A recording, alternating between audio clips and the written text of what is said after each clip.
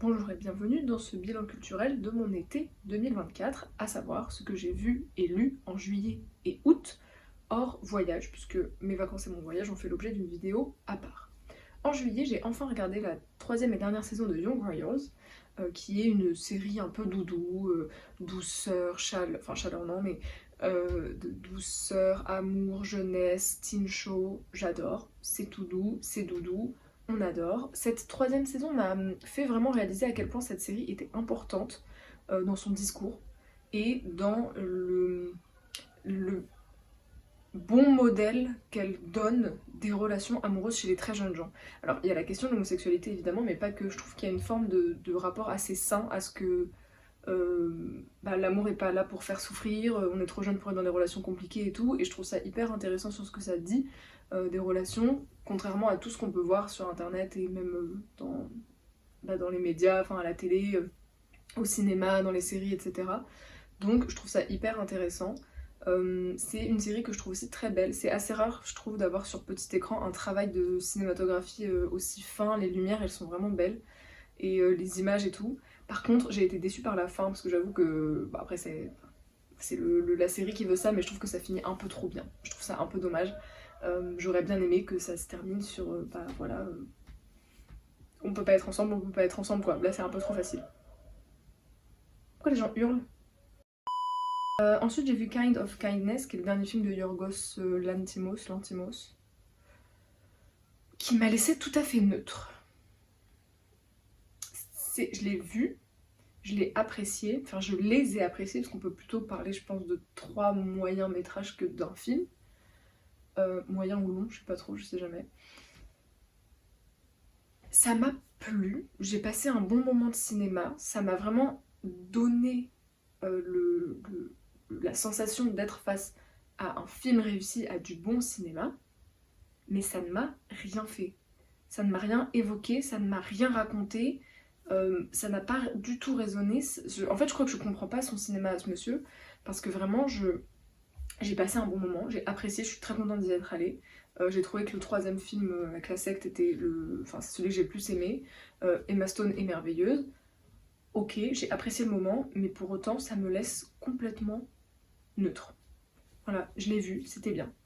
Après, c'est peut-être ça en fait, hein, de voir et d'entendre des choses et de consommer des objets culturels. Hein. C'est peut-être juste je vois, je passe un bon moment, point. Pas besoin de décortiquer les choses. Donc en ça, voilà. Mais vu que tout le monde en a parlé, que c'est quand même un réalisateur très réputé, etc., je sais pas, peut-être que je passe à côté de quelque chose dans son travail, mais en tout cas, neutre. Je suis allée voir Vice Versa 2 également, que j'ai trouvé vraiment très chouette. Pixar, c'est quand même du très très très très bon travail. J'ai beaucoup aimé retrouver Riley, replonger dans cet univers, même si je dois dire, c'est peut-être parce que je suis plus vieille aussi, mais que le deuxième m'a moins waouh, c'est génial que le premier, mais c'est peut-être aussi parce que le premier c'est la découverte d'un univers, le deuxième c'est la prolongation de cet univers, donc les deuxièmes c'est toujours un peu comme ça, je crois. J'ai trouvé que les nouvelles émotions avaient. En fait, ça me j'ai vu pas mal de choses passer sur comment est-ce que en fait, les créatrices avaient imaginé tout un tas de nouvelles émotions, qu'ils ont réfléchi longtemps, qui gardaient pas. Je me dis qu'ils ont peut-être pas gardé les meilleures. Envie, je la trouve absolument inutile. Ennui, je la trouve génialissime, mais complètement sous-exploitée. Et du coup, je me dis que peut-être, je sais pas, en fait, les nouvelles émotions, anxiété, je l'ai trouvée très réussie, excellente, vraiment. Mais je sais pas, j'ai trouvé que peut-être que ça servait à rien de mettre autant de nouvelles émotions pour ne rien en faire, ou alors, enfin, je sais pas, mais après je trouve que tout le comment sont amenées ces nouvelles émotions, la puberté, le chantier et tout, enfin j'ai tout trouvé assez réussi sur ce que ça nous dit des émotions et tout, mais toute autre ambiance, j'ai vu Les Fantômes de Jonathan Millet, un petit bijou de cinéma. C'est un film qui est pas facile à recevoir parce que récit tragique, compliqué, d'une grande violence et tout. Mais je l'ai trouvé d'une grande justesse. Je sais pas qui je suis pour considérer que c'est juste ou pas, mais j'ai trouvé que c'était vraiment sensible. Et ça fait beaucoup réfléchir sur, en fait, quand on voit ce personnage, la mis en œuvre dans ce film, parce que c'est en plus inspiré d'une histoire réelle, je trouve que ça fait beaucoup réfléchir sur tous les gens qui errent dans le monde et toutes ces âmes errantes qu'on voit qu'on croise tous les jours et sur qui on a soit pas de regard, soit des regards un peu curieux, parfois jugeants, etc. Et je trouve que ça fait beaucoup réfléchir justement sur toutes ces âmes errantes et j'ai trouvé vraiment ce film d'une grande importance en fait, très réussi. Ensuite j'ai vu Encanto, la fantastique famille Madrigal. Ça faisait très longtemps que je voulais le voir celui-ci, je l'avais raté ce Disney quand il est sorti, et puis après, et puis il est toujours pas sur Disney+, etc. J'ai été un peu déçue, peut-être parce que je l'avais beaucoup attendu, mais j'ai été un peu déçue. J'ai trouvé que la mise en scène ne révolutionnait rien, l'histoire non plus, les personnages, enfin la personnage principale n'est pas particulière. Enfin, je sais pas, j'ai trouvé qu'il n'y avait pas un grand renouveau. Alors après, ça reste Disney, donc il n'y a jamais des grands renouveaux, mais j'ai l'impression qu'à chaque nouvelle princesse Disney, il y a quand même des petites touches, des petites choses ajoutées comme ça. Là, je l'ai trouvé vraiment neutre. Enfin, il m'a un peu passé dessus. Après, je l'ai vu dans l'avion, donc forcément, c'est pas le meilleur contexte pour voir des films et en profiter et tout, mais je sais pas, il m'a pas emballé et il m'a déçu parce que je m'attendais, enfin j'avais vraiment très hâte de le voir. Dans l'avion j'ai re-regardé pour la je ne sais combienième fois Ratatouille qui est vraiment... Je me demande si c'est pas mon Pixar préféré. Je sais pas, je l'adore. J'ai vu également Invincible qui est un court métrage ou moyen métrage, je ne sais pas, je ne sais jamais, de Vincent René Lorty qui est un réalisateur québécois. C'est une histoire tragique d'un adolescent en difficulté et d'une famille en rupture. Ça m'a vraiment évoqué Xavier Dolan dans ce que ça raconte de la famille, dans ce jeune homme en souffrance et dans la lumière, etc. Et vraiment, pour moi c'était un remake du cinéma de Xavier Dolan, mais c'était cool. Enfin, c'est pas une histoire facile, c'est pas non plus un film d'1h30, mais je l'ai trouvé assez réussi comme proposition. Ensuite j'ai lu Into the Wild, plutôt Voyage au bout de la solitude parce que je l'ai lu en français. Je pensais pas que ce livre, en fait, ce que je trouve chouette, c'est qu'il y a l'histoire de Chris McCandless qui est le personnage principal, enfin le sujet principal du livre, mais en fait on a aussi beaucoup de récits d'autres explorateurs, d'autres grands... je sais pas trop comment qualifier ces hommes qui ont perdu la vie eux aussi dans des aventures comme ça dans le Grand Nord. Et j'ai trouvé ça intéressant, ça se lit bien, alors c'est pas... Je pense que j'ai été beaucoup plus bouleversée par le film que là par la lecture, enfin c'est même sûr. Mais il se lit bien et je suis contente quand même de l'avoir lu. Et c'était un livre de voyage et je trouve qu'il se prêtait très bien au contexte livre de voyage. Ensuite j'ai vu Curios, qui est Curios, cabinet de curiosité, qui est l'un des spectacles du Cirque du Soleil. Je n'avais jamais vu de spectacle du Cirque du Soleil. Je connais le Cirque du Soleil évidemment de nom, de réputation et d'histoire du cirque contemporain. Il me paraissait important, j'étais contente d'avoir la chance de les voir, donc j'y suis allée en ne m'attendant à rien parce que je sais un peu comment fonctionnent ces grosses machines. C'est beaucoup de bavardage, beaucoup de mise en scène, mais pas beaucoup de ce qui me plaît artistiquement. Et effectivement, ça correspondait à mes attentes. Les décors sont incroyables, la scénographie est incroyable et en ça, l'immersion dans l'univers cabinet de curiosité, Jules Verne, etc. est vraiment très très réussie. Les acrobates sont très bons, très bonnes, techniquement. J'ai vu des numéros et des choses que j'avais jamais vues de ma vie au cirque et ça je trouve ça cool. Je pense notamment à l'énorme pile de chaises, même ça en fait il y a des agrès assez uniques que j'avais jamais vus et c'était vraiment très cool, enfin du sur mesure en fait. Donc en ça c'était cool, mais par contre artistiquement, enfin moi ça m'a manqué d'artistique, de poésie, mais en même temps en fait c'est du cirque dans sa forme tout à fait traditionnelle, mais dans son fond contemporain, dans les numéros en fait, mais dans la mise en œuvre et le déroulé de tout le spectacle, ça reste un cirque traditionnel, et moi c'est pas ce qui me plaît le plus. Je m'étais fait la même réflexion quand j'étais allée voir le Cirque Éloise cette année. Voilà, mais je suis quand même très contente d'avoir pu faire l'expérience du Cirque du Soleil, et au Canada qui plus est.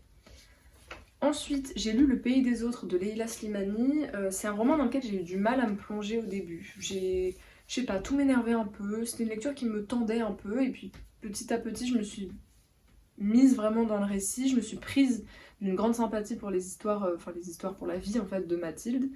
Donc c'est pas... je sais pas, ça m'a pas transcendée non plus, mais j'ai quand même développé un attachement à ce personnage et à son histoire, donc c'est pour ça que j'ai quand même hâte de lire la deuxième partie, la suite, je sais pas trop, qui est en fait, je crois, plusieurs années après l'histoire de leur fille. Mais ça m'a pas transcendé et parfois ça m'a un peu saoulée.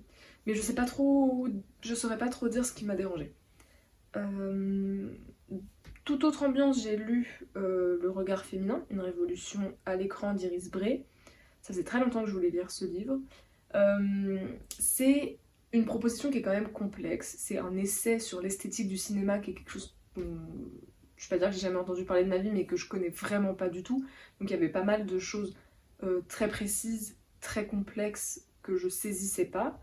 Mais l'ambiance générale du livre et le fait que ça soit truffé de références, que ça soit découpé en 5 thématiques analysées au prisme de ce regard féminin, ça m'a exaltée. Je suis sortie de cette lecture, j'étais vraiment remontée, mais dans le sens positif du terme, survoltée. J'ai trouvé ça trop bien parce qu'il y a une force de féminine, de cinéma, de femmes, de cinéma féminin qui ressort de ce livre qui est assez intense. Je repars avec une liste, une watchlist encore longue comme je ne sais quoi. Elle a fait, enfin, je sais pas, sa filmographie, c'est hyper intéressant. Ce qu'elle dit des films, c'est hyper intéressant. Il y a des films que j'avais vus, donc ça me donne des nouveaux regards. La plupart de films que j'avais pas vus.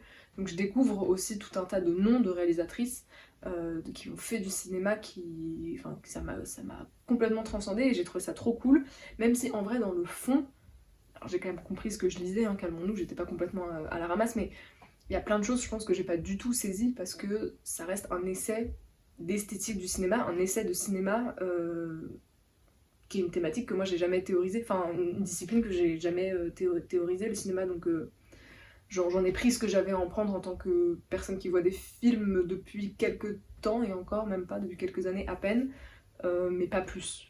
Donc, mais je pense que je le relirai quand même, parce que là, je l'ai lu en vacances, donc je prenais pas de... Enfin, je notais rien. Mais il y a pas mal de moments où je me disais, ah mais là, j'aimerais bien surligner cette chose-là, noter, revenir dessus, réfléchir et tout. Donc peut-être qu'un jour, je le relirai, mais de façon plus comme un essai, en fait, et comme un objet de... pas de recherche, mais en tout cas de réflexion, ce qui là était moins le cas. Ensuite, j'ai vu Mars Express de Jérémy Derain, qui est un film que j'avais raté au cinéma quand il est sorti, donc j'étais trop contente de pouvoir le voir. Je l'ai trouvé très très réussi. Très réussi ce film, j'ai beaucoup aimé l'animation, donc esthétiquement, l'animation, les lumières, le film dans sa forme, je l'ai beaucoup aimé. L'univers sonore aussi, je l'ai trouvé très réussi. Et puis, j'ai été assez convaincue en fait par le scénario, par l'histoire, par la narration, ce que ça nous raconte, dans toutes ces complexités, dans tous ces paradoxes, dans tout... Ouais, j'ai trouvé ça plutôt convaincant. Ensuite, j'ai vu La couleur pourpre.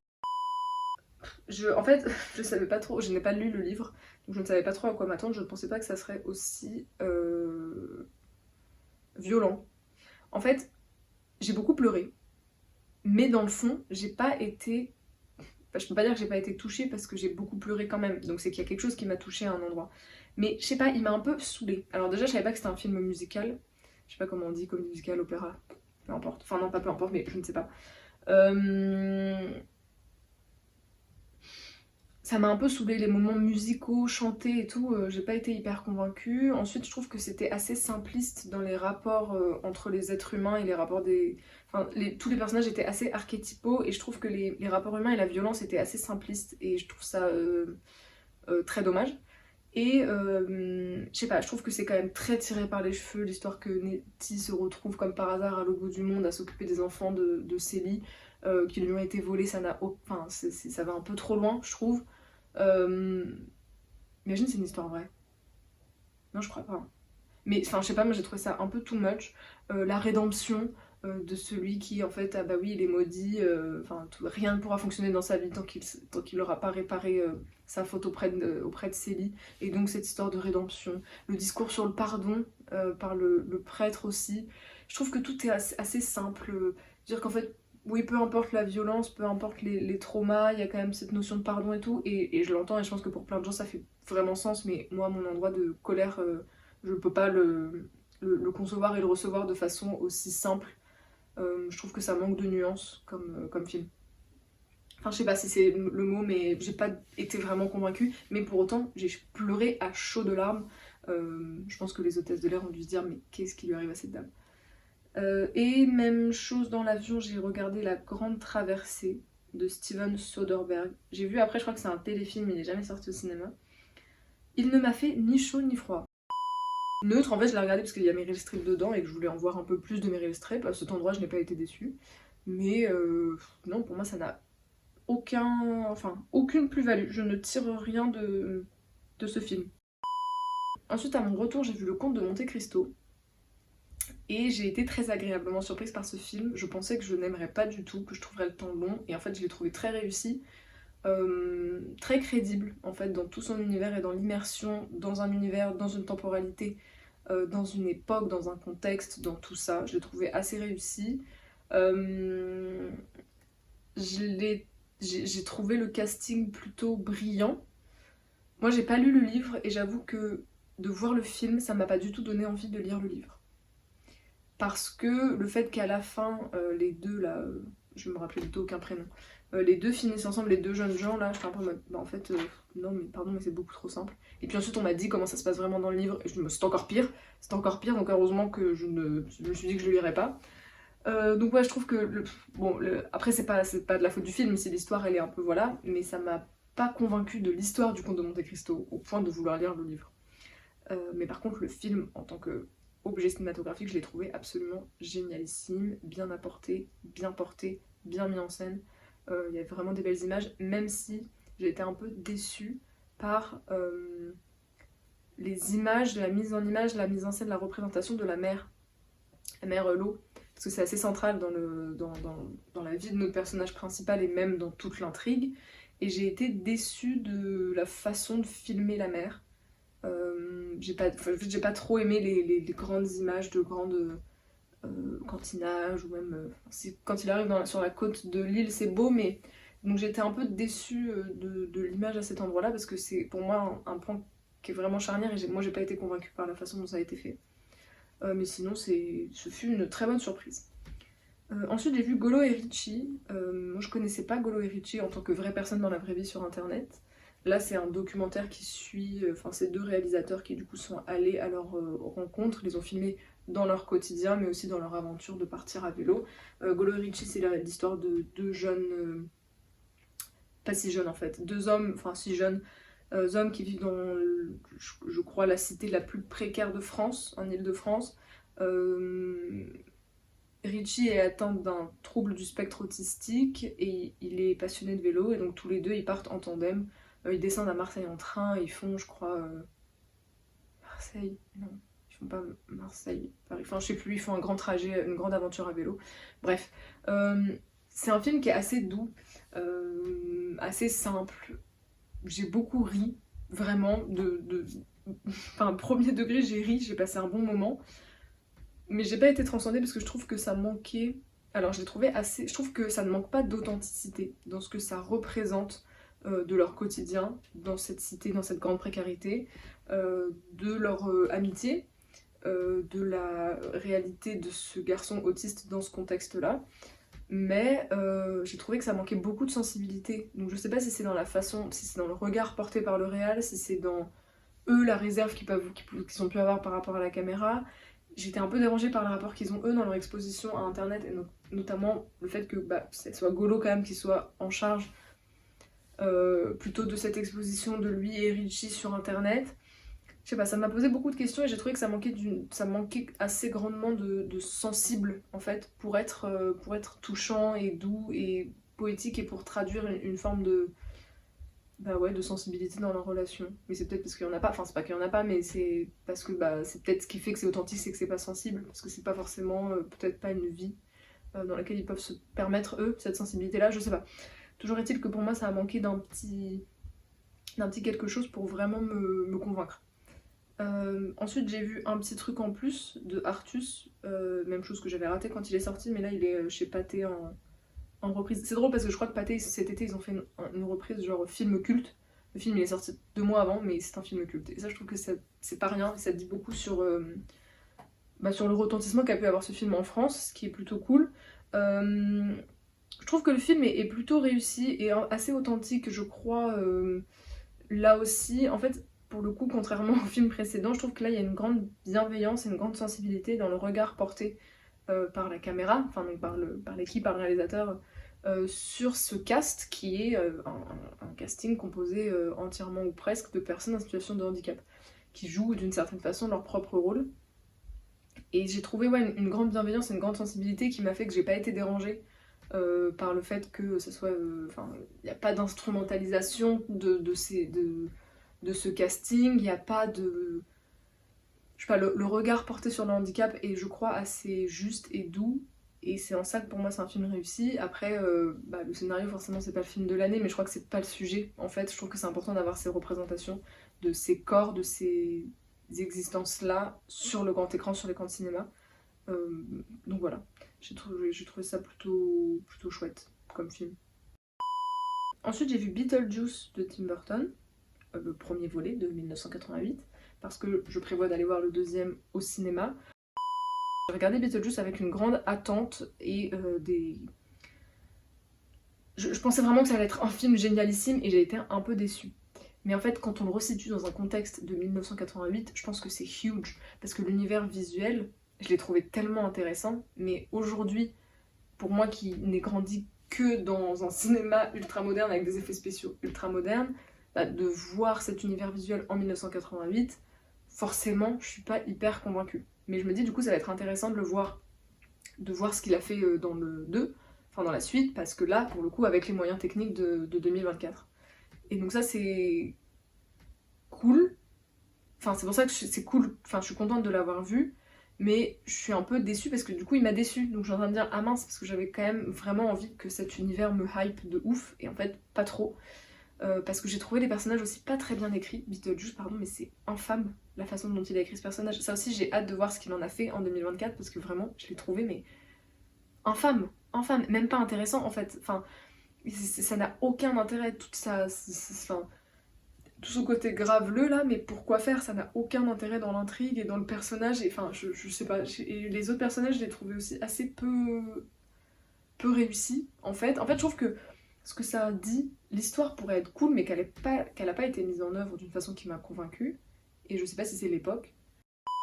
Retour à la lecture, j'ai lu Le bon moment n'existe pas de Manon Krapotnik, qui est un recueil de poésie. Moi, la poésie, j'en lis assez peu. Je fais partie de ces gens qui ont été traumatisés par la poésie à l'école, en cours de français. Et donc, j'ai jamais eu un regard très positif sur la poésie. J'essaye de m'y mettre. En fait, la seule poésie que j'ai lue depuis, c'est les recueils de Rupi Kaur, que j'ai beaucoup aimé. Et là, Manon Krapotnik, son recueil m'évoque un peu ça. C'est une poésie comme elle me parle. Donc, c'est doux, c'est sensible, c'est court, enfin c'est plus ou moins court, mais c'est assez court, ça peut être assez incisif, c'est pas compliqué. Voilà, mais c'est sensible et ça me touche et ça me parle et j'ai trouvé ça vraiment, vraiment cool et c'était un chouette moment un peu doudou que de lire ce recueil comme ça d'une traite. Donc voilà, mais ça fait longtemps que je le dis, mais j'ai vraiment envie de m'intéresser à la poésie, d'en lire plus. Mais je sais pas si ça passe par relire les classiques de la poésie et essayer de maintenant porter un regard d'adulte dessus, ou si ça passe par découvrir en fait des poètes et poétesses contemporains et contemporaines. Je sais pas trop. Ensuite, je suis allée au festival Rock en scène à Paris. J'ai découvert Towa Bird, qui est une artiste américaine absolument génialissime. J'ai vu, enfin, entreaperçu dans un brouhaha de gens qui n'en avaient rien à faire, Pomme. Donc c'était cool, j'étais contente de revoir son set, mais je suis aussi contente de l'avoir vu vraiment il y a un an de façon dédiée et avec des gens qui étaient là pour ça, parce que là j'en ai pas du tout profité, malheureusement. Et je suis surtout allée à Rock en scène pour voir Lana Del Rey. Encore une fois, je l'ai aperçue plus que vue. J'étais assez loin. Enfin, encore une fois, il y avait 40 000 personnes, je crois, entre 35 et 40 000 personnes. Donc, en vrai, j'étais pas si loin, mais étant de petite taille, je ne voyais pas bien ce qui se passait sur scène. Je la voyais, mais de très loin et assez petite. Donc j'ai surtout vu Lana Del Rey sur les écrans. Mais j'ai quand même assisté à un concert de Lana Del Rey, qui est une forme de consécration dans ma vie. J'ai fait les calculs, j'ai passé à peu près 50% de ma vie avec Lana Del Rey dans mon paysage musical. Je l'écoute depuis très longtemps, depuis Born to Die en 2012. Et c'est assez fou, et j'avais jamais vu un concert, et je trouve ça fou de pouvoir concrétiser ce genre de choses aujourd'hui à l'âge adulte pour prendre soin de son jeune soi intérieur, mais aussi parce que ça me fait vraiment kiffer de la voir aujourd'hui, parce que je l'écoute encore beaucoup. C'est pas que soigner mon enfant intérieur. Donc j'ai adoré cette expérience, j'étais très émue, mais je savais que je pleurerais, mais vraiment à toutes les musiques, je me disais, mais oh, c'est fou, je suis vraiment en train de vivre ce que je suis en train de vivre, et enfin, je me le suis offert, quoi. C'est ma vie d'adulte aujourd'hui qui a fait que je peux être là, parce que c'était quand même cher. Donc c'était vraiment très chouette, très emotional. Et c'était cool. Alors les gens étaient assez détestables hein, dans la fosse, on va pas se mentir. Mais ouais, son set était vraiment réussi. En fait, vu que c'est une artiste qui fait pas vraiment de tournée, en tout cas en Europe, elle fait pas de tournée par album. Elle est là une fois tous les 4 ans. Donc c'est vraiment un concert le Eras Tour de Lana Del Rey, quoi. C'est un concert plutôt de carrière où il y a vraiment de tous ses albums et c'est assez équilibré. Elle fait pas que ses hits, même si en fait, enfin, quand on écoute Lana Del Rey depuis 10 ans, toutes ses musiques sont des hits, mais je trouve que c'est assez équilibré de tous les albums. Elle fait pas que ses derniers albums, elle fait pas non plus que ses hits Born to Die. Donc je trouve que c'est plutôt, c'est une setlist vraiment très très chouette. Et j'ai été surprise. Alors, j'ai été surprise par ces... En fait, moi, j'y allais pas pour une performance vocale. Je m'attendais pas à être impressionnée d'entendre la voix de Lana Del Rey en mode performance vocale. Genre, je vais pas voir Adele. Mais j'ai été justement très surprise de constater à quel point, en fait, ouais, elle a quand même... Elle fait du très grave, elle fait du très aigu. J'ai été impressionnée par sa performance vocale. Même si, en même temps que j'ai été impressionnée par sa performance vocale, j'ai trouvé qu'elle chantait assez peu. Et que plusieurs fois dans les musiques, dans ses sons, bah en fait des couplets entiers, elle chante pas. Parce que vas-y, tu connais les paroles, chante. Donc, et en même temps, c'est aussi que quand on écoute ses musiques studio, album, il y a beaucoup de moments où sa voix se superpose. C'est assez monté comme musique. Donc de fait, en concert, tu peux pas monter ta voix sur ta voix. Donc je ne sais pas. En tout cas, tout un tas de choses qui ont fait que, outre le moment Lana Del Rey, outre crier et pleurer sur les musiques de Lana Del Rey que j'écoute depuis 12 ans, bah il y a eu ce truc de je suis impressionnée par l'artiste vocale qu'elle est. Voilà, ça c'était pour le rock en scène. Mais j'ai vu Lana Del Rey quoi. Incroyable. Ensuite, changement d'ambiance, j'ai lu Le portrait de Dorian Gray d'Oscar Wilde, 1890. J'ai été un peu déçue. Alors moi, je lis Le portrait de Dorian Gray, je pense que je vais lire un ouvrage hyper subversif, hyper controversé, récit d'homosexualité. Où? Qui? Quand? Pas que nenni. Je pense que j'ai lu la version censurée, je me suis rendu compte après. Je l'ai lu sur ma liseuse, version libre de droit, je pense que la version que j'ai est la version censurée. Parce qu'on est loin d'un récit subversif d'homosexualité, si je puis me permettre. Même si on se sait, quand on lit entre les lignes, d'accord, mais bon, après peut-être que pour 1890, c'est cette version qui n'était pas, qui était subversive, mais franchement j'en doute parce qu'il n'y a rien, que ça soit homosexuel ou pas homosexuel, qui puisse être un peu tendancieux, un peu rien du tout. Donc en ça j'ai été un peu déçue. Et il y a quand même des longueurs dans un livre qui n'est pas si long. Mais toutefois j'ai quand même été convaincue et je me suis quand même prise... En fait je trouve que ça a mis du temps à démarrer. On met du temps à arriver avant le moment où ça me tient en haleine. Mais j'ai été quand même tenue en haleine par cette histoire de portrait de Dorian Gray. Mais en tout cas, ça a été... Alors ça va pas être une lecture révolutionnaire dans mon parcours littéraire, mais c'était quand même cool comme lecture. Et il faut le dire, parce que pour moi, les mêmes choses, c'est comme la poésie. Les classiques de la littérature, c'est quelque chose qui m'effraie terriblement. Enfin, il y a une forme peut-être de légitimité ou d'illégitimité, une forme de traumatisme de l'école, je sais pas trop, mais ça me met assez mal à l'aise en fait. Les grands classiques de la littérature, c'est quelque chose qui me terrifie, c'est quelque chose que j'ai l'impression qu'il faut absolument que je lise. J'ai une liste comme ça de livres, tous les Victor Hugo, Émile Zola et compagnie, que je n'ai jamais lus, et j'ai l'impression qu'il faut absolument que je les lise pour me dire que je suis une lectrice, et en même temps, ils ne m'intéressent pas plus que ça, et peut-être que si je les lisais, je m'ennuierais, peut-être que j'adorerais, enfin, je sais pas, je suis dans un rapport un peu compliqué au classique, à la littérature classique, mais comme beaucoup je crois, enfin je pense, enfin je sais pas, j'espère. Du coup, Portrait de Dorian Gray, j'étais un peu en mode ok ça va pas me révolutionner, mais franchement je suis contente de l'avoir lu, j'ai passé un bon moment. Et ensuite, pour terminer, j'ai vu Emilia Pérez, qui est le dernier film de Jacques Audiard. C'était mon premier film de Jacques Audiard. Je l'ai trouvé absolument zinzin et très réussi. Alors c'est un opéra, c'est comme ça qu'il en parle, pas une comédie musicale. Je ne savais pas du tout que ça chantait comme film. Moi j'avais vu la bande-annonce où on voit Selena Gomez danser, mais je pensais que c'était une petite scène comme ça où Selena Gomez danse. En fait c'est vraiment un opéra, ça chante. Mais j'ai trouvé que la mise en œuvre de la chanson et des moments chantés et dansés, on y revient juste après, dans le film, c'est très réussi sur comment ça arrive, comment ça s'intègre de façon différente à la narration, parce que parfois c'est vraiment des dialogues dans la chanson, parfois on sort de l'univers de ce qui est en train de se passer, on est dans une bulle noire, il se passe un truc à part qui vraiment sort du récit de la narration, etc. Et je trouve que c'était très bien mis en œuvre de façon différente, pas à chaque fois, mais en tout cas de façon équilibrée tout au long du film. Et j'ai trouvé la danse très très bien mise en œuvre également, très réussie, et c'est rare que je le trouve et que je le dise, donc je tiens à le souligner. Vraiment, dès la première scène, je me suis dit, là, dans le mouvement, il y a un truc qui m'intéresse. Et plus ça allait, plus je me disais que la danse était réussie, que la chorégraphie était assez juste, parce que c'est des choses qu'on n'a pas l'habitude de voir au cinéma, parce que c'est des états de corps un peu intéressants. Enfin, il y a vraiment un truc qui m'a plu dans la danse, et c'est rare que je sois comme ça, comme ça au cinéma quand je vois de la danse. Parce que c'est mon grand sujet.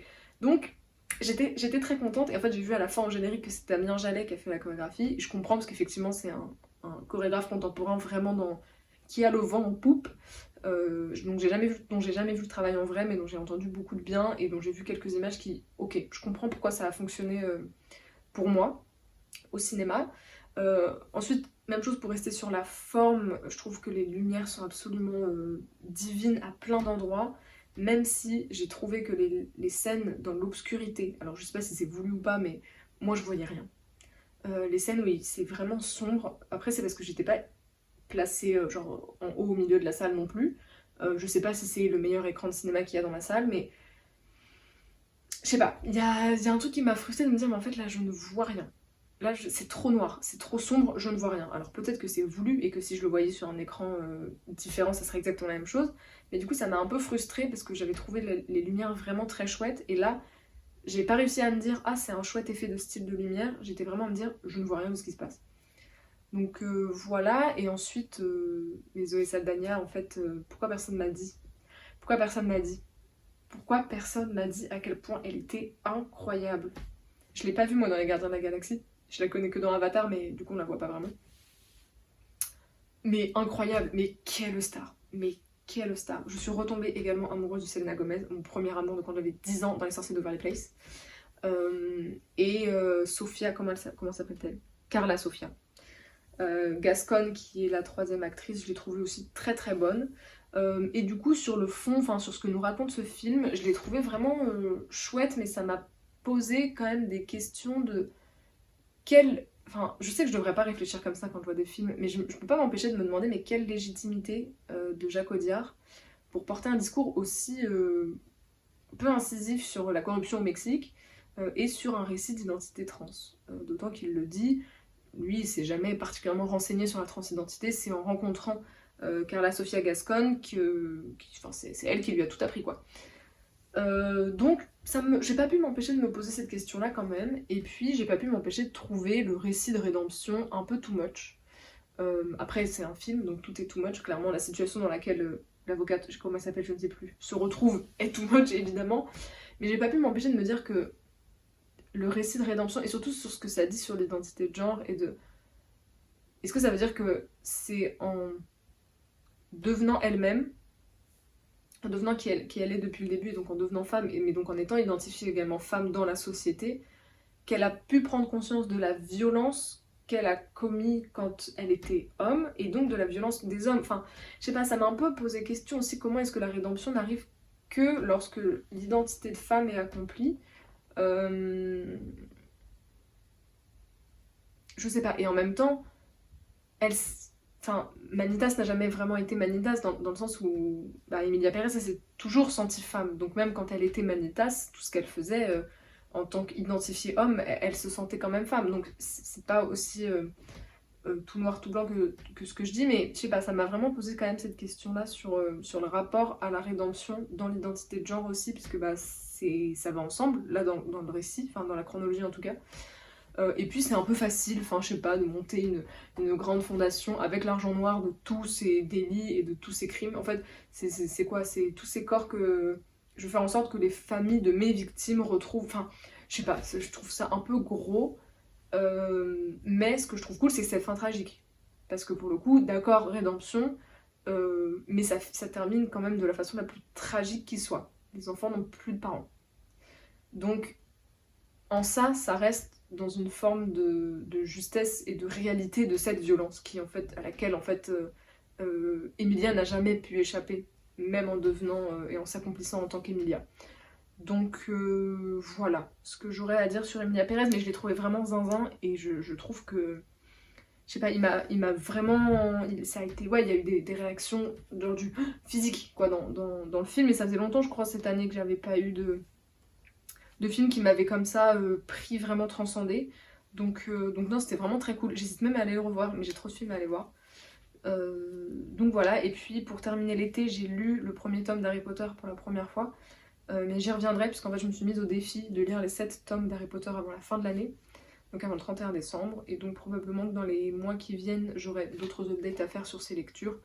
En tout cas, c'est cool de plonger dans un univers que je connais du cinéma, mais tel qu'il a été imaginé au début, et n'oublions pas de préciser et de dire et de rappeler à quel point l'autrice et créatrice de l'univers d'Harry Potter est une personne condamnable, odieuse, détestable, dangereuse, et qu'il faut à tout prix condamner. Voilà, parce qu'on ne peut pas distinguer l'artiste de... C'est quoi? La femme de l'artiste, l'homme de l'artiste, bah, c'est la même chose. Donc voilà. Oui, je lis Harry Potter et ça fait partie de tout un tas de paradoxes qu'on peut avoir dans nos vies. C'est compliqué de se détacher d'univers aussi fort, et en même temps, pour moi, c'est essentiel de se rappeler qu'elle est juste... Enfin, que c'est très grave en fait, ce qu'elle fait, cette femme.